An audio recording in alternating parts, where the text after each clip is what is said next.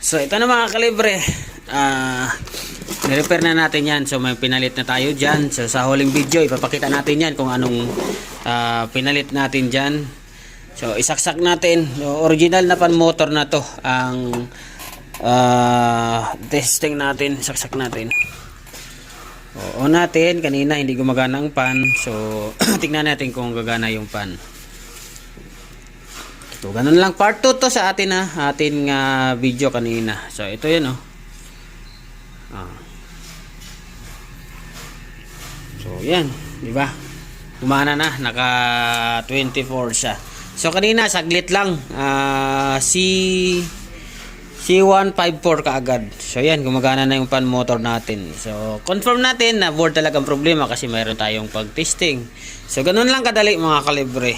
Ganun lang tayo kadali mag troubleshoot kung mayroon tayong pag-testing. So ayos, sana nakatulong mga kalibre.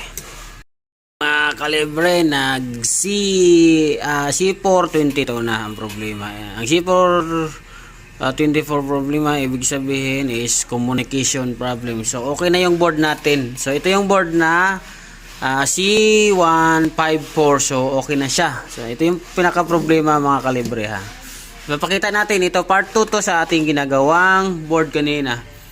So yan ito. So pakita natin dito yung pinaka napalitan natin. Ito yung pinalit natin. Napakaliit lang yan mga kalibre.